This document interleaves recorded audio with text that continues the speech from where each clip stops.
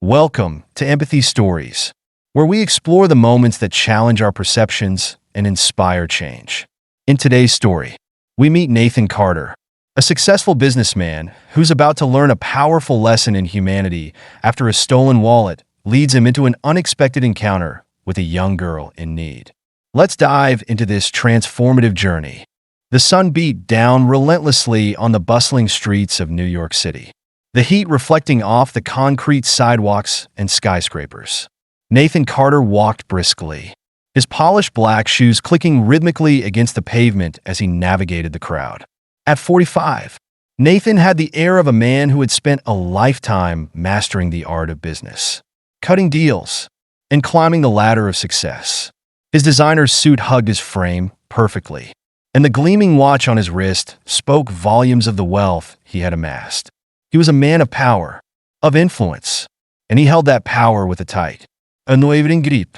But even with all the money, all the respect, and all the accolades, there was still something missing from Nathan's life. It was a gnawing emptiness, a loneliness that followed him like a shadow. He had lost touch with people, his family, his friends, and most of all, himself. But Nathan didn't care to admit it. Instead, he buried himself in his work, letting the world spin around him while he sat firmly in the center, dictating its movements. As he reached into his jacket pocket to retrieve his phone, the sound of a jostle caught his attention. At first, it was barely noticeable, just a slight bump against his shoulder. But as he instinctively reached for his wallet, he realized something was wrong. It was gone. His heart skipped a beat. He spun around, eyes scanning the street, his pulse quickening. Through the crowd, he saw her, a small, thin figure, a girl no older than 12, darting between pedestrians with surprising speed. She was quick, nimble, and the only thing Nathan could focus on was the glint of his wallet in her hand as she slipped away. His jaw tightened, and anger flared in his chest. "Stop," he bellowed, his voice cutting through the noise of the crowded street. People turned, startled by the sudden command, but the girl didn't slow down. Nathan's eyes narrowed, and without hesitation, he pushed past the onlookers, his long strides eating up the distance between him and the thief. The chase was on. He followed her down the street, pushing through the crowd with the urgency of a man who was used to getting what he wanted. The girl weaved in and out of the pedestrians, her small frame slipping easily between them. Nathan's heart raced, not from exhaustion, but from the insult. How dare she steal from him? A man who had worked his entire life to earn everything he had? The indignity of it fueled his pursuit. They moved through the streets, dodging cars, weaving past vendors and tourists, until they were deep into the more forgotten parts of the city. Narrow alleyways lined with dumpsters and discarded boxes replaced the well-kept streets, and the noise of the city dimmed as they reached a quieter, more desolate section. The girl glanced back at him, fear clear in her eyes. But she didn't stop. She was faster than Nathan had expected, and he found himself pushing harder, his breath starting to catch in his throat. She dashed into an alley, her bare feet slapping the pavement as she tried to lose him. Nathan was close now, too close. He rounded the corner, his footsteps echoing in the narrow passageway. There, crouched beside a rusted trash bin, was the girl. She was counting the money she had taken from him, the crumpled bills clutched tightly in her small hands. Nathan stood there for a moment, his chest heaving with the effort of the chase. He looked at her, at the dirty dress, the bare feet, and the scrappy way she was trying to count her spoils, and his anger boiled over. "Got you now, you little thief," he sneered, stepping forward with the authority of a man used to getting what he wanted. The girl froze, her wide eyes locked onto his, full of terror. She clutched the money to her chest, as though it were the only thing that mattered in the world. "Please, mister," she stammered, her voice barely audible. I didn't mean to. I just needed." Nathan laughed cruelly, his gaze narrowing as he took a step closer. "You didn't mean to," he scoffed, his voice dripping with contempt. "Do you know how much trouble you're in? Do you even know who I am?" The girl's eyes filled with tears, her hands shaking as she held the money out to him. "Please," she whispered. "I just need it for my mom. She's sick. I just needed money for her medicine." For a moment, Nathan hesitated. He had heard every excuse in the book before. My mom's sick. I lost my job. I had no choice. But there was something about the desperation in this girl's voice that made him stop. Just for a second, something in her voice, in the way her hands trembled as she clutched the crumpled bills, made him wonder if there was more to her story than just a quick theft. He clenched his jaw, the fire of his anger wavering. "Prove it," he said, his voice cold. "Show me where you live. If you're lying, I'll call the police." The girl nodded, wiping her eyes with the back of her hand as she stood. She winced, her knees scraping against the rough pavement as she tried to push herself up. "My name is Emma," she whispered, her voice barely audible. Nathan watched her struggle for a moment before he sighed, his hand moving to his wallet. This wasn't how he had envisioned his day going, but something in him, something unfamiliar, urged him to keep going, to see this through.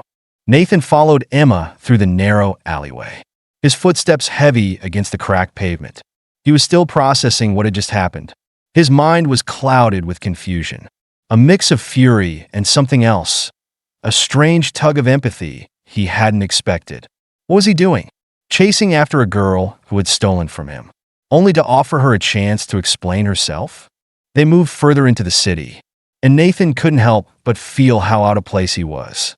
His polished black shoes seemed to grow more foreign with every step as they walked away from the busy, affluent areas and deeper into the worn, neglected parts of town. The air was thick with the smell of garbage, urine, and exhaust fumes. The buildings around them were old and crumbling, windows cracked or boarded up. As they walked, Nathan felt the sharp contrast between his own reality, the air-conditioned offices, the exclusive restaurants, the constant buzz of luxury, and this world that Emma seemed to have been born into. Emma didn't say a word as they walked, her pace slow, hesitant. She kept her eyes downcast, as if ashamed. Nathan studied her from the corner of his eye. She was young, no more than 11 or 12, and though her face was covered in dirt, there was something striking about her. Her dark brown hair was tangled and unkempt, and her clothes were ragged. Yet her eyes shone with an intensity he couldn't quite place. Despite everything, despite the theft and the chase, there was a quiet determination in the way she carried herself, a resilience that struck Nathan in a way he hadn't expected. They reached a small, run-down apartment complex that looked as if it had been forgotten by time itself. The building was aged, with peeling paint and the faint scent of mildew hanging in the air. Emma stopped in front of a door on the third floor, hesitating for a moment before pushing it open. The inside was dim, the light filtering in from a small window that barely let enough brightness to light the room. A single couch, worn with age, sat against one wall, and the furniture was sparse. Everything about the place screamed poverty. But what struck Nathan most was the frail woman lying on the couch. She was pale, her face gaunt, her breathing shallow. The woman's eyes were closed, but when Emma entered, her eyes fluttered open slightly. "Mama, I'm back," Emma whispered, rushing to her mother's side. Her voice trembled as she gently brushed a strand of hair from her mother's forehead. Nathan stood still in the doorway, his eyes taking in the scene. He couldn't tear his gaze away from the woman lying there. She looked so weak, so fragile. There was a heaviness in the air, a quiet despair that settled over the room like a blanket. Emma's mother opened her eyes a little wider, her gaze unfocused but still filled with gratitude as she looked up at her daughter. "Emma, honey, did you get it?" Emma nodded, her face glowing with a mixture of exhaustion and relief.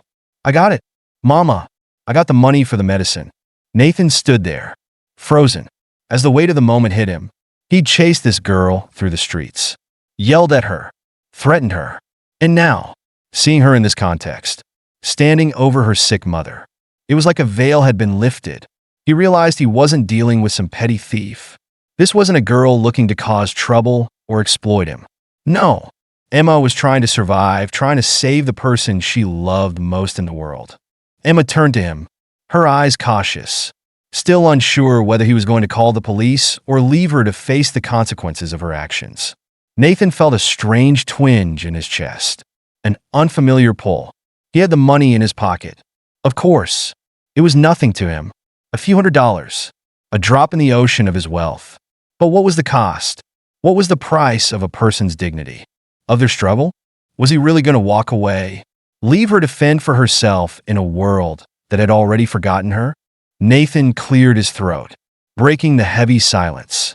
"How much is the medicine?" he asked, his voice softer than it had been all day. He didn't know why he was asking. It was a simple question, but for some reason, it felt like it carried more weight than it should have. Emma blinked in surprise, looking at him as if she didn't understand the question at first. It's $150 for the antibiotics she needs," Emma answered quietly, her hands clutching the crumpled bills she'd stolen from him earlier. "Please, if you can help, I'll pay you back. I will. I promise." Nathan didn't respond immediately. Instead, he pulled out his wallet, his fingers brushing the crisp bills inside. Without saying another word, he counted out the money and handed it to her. Emma's hands shook as she took the money from him, and her eyes filled with tears. "Thank you, sir," she whispered, her voice breaking.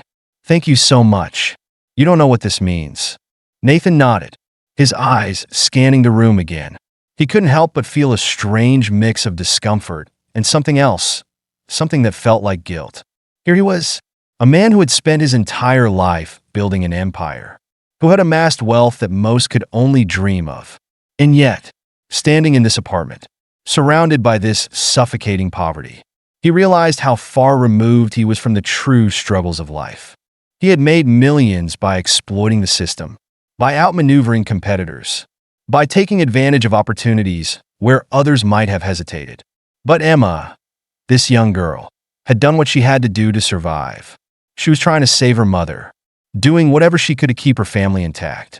Nathan had never really considered what it meant to fight for someone you loved. He had always fought for himself. After a few moments of awkward silence, Nathan spoke again, his voice quieter this time. "I'll help you get the medicine," he said, a quiet resolve in his tone. Emma's eyes widened, and for the first time since he'd met her, a genuine smile spread across her face. It was small, fragile, but it was there, and it was enough to make Nathan feel like he had made the right choice. "Thank you," she whispered again. Nathan's decision to help Emma and her mother was the beginning of a change he hadn't expected. What started as a quick act of charity, handing over some money for medication, soon became something much deeper. After giving Emma the money, Nathan didn't just walk away. He found himself walking with her to the pharmacy, his thoughts churning. The whole situation felt strange. He, a successful businessman, and this young girl, struggling to save her mother. As they arrived at the pharmacy, the pharmacist eyed Nathan with surprise, as if not used to seeing a man like him in such a setting. But Nathan wasn't concerned with appearances. He paid for the medicine, and Emma clutched the bag like it was the most valuable thing in the world. "I can't believe you're helping us," she whispered as they walked back to the apartment, her voice full of disbelief. Nathan didn't know how to respond. He had always prided himself on being self-made, independent. But something about this girl, her strength, her desperation, touched him in a way he didn't expect. When they arrived at Emma's apartment, her mother, Sarah, was sitting on the couch, pale and weak. But there was a spark in her eyes as she looked at Nathan, a silent thank you in her gaze. "Thank you," she whispered, her voice barely audible. Nathan simply nodded, not trusting himself to speak. He'd never been in a situation like this. He had spent his life building an empire, chasing wealth, but standing in this small apartment, surrounded by people who had so little. Nathan realized that everything he had worked for felt hollow by comparison. The next few days, Nathan couldn't stop thinking about Emma and her mother. He'd given them money, yes, but he wanted to do more. He felt compelled to be involved in their lives, to understand the reality they lived every day. Nathan arranged for a doctor to check on Sarah, sending groceries and offering help wherever he could. Slowly, he saw Sarah's health improve. Her breathing became easier. Her color returned. And with each visit, Emma's smile grew brighter. One afternoon, as they sat together, Emma turned to Nathan with a question that caught him off guard. "Why are you helping us?" she asked. "You don't even know us. Why would someone like you care?" Nathan paused, unsure of how to answer. He had been thinking about this for a while. Because, he began slowly. I see something in you that I lost a long time ago, hope. Determination. You care about people, even when it's hard. And I've spent so much time focusing on money and power that I forgot what really matters. Emma looked at him, her eyes wide. Thank you, she whispered, her voice filled with gratitude. You've shown me that kindness is real. Nathan nodded, feeling something shift within him. He hadn't expected to find redemption in this small apartment. But that was exactly what was happening. With each visit, with each conversation, he realized that helping them wasn't just about giving them money. It was about reconnecting with his own humanity. Nathan's life had been defined by his wealth and success. He had built an empire from the ground up. But now, standing in Emma's apartment, he saw that there was something far more valuable than money: human connection. He continued to help Emma and Sarah, paying for medical bills, groceries, and even helping Emma with her education. As the months passed, Sarah's health improved, and Emma graduated high school with a scholarship. Nathan had made a difference in their lives. But in return, they had changed his life too. He no longer cared about his mansion or his cars. What mattered now was the bond he shared with Emma and her mother. Nathan had learned that the most meaningful things in life aren't measured by wealth or success, but by the relationships we build and the kindness we show others. As Nathan sat with Emma one day, watching her make plans for the future, he realized that his life had been incomplete before he met them. He didn't need his riches anymore. He had found something far more valuable, something that money could never buy. Thank you for joining us on this emotional journey. Nathan's story reminds us that even in our hardest moments, compassion can change everything. If this story resonated with you, please like, share, and subscribe to Empathy Stories for more powerful tales that explore the depth of human connection. We look forward to having you with us again.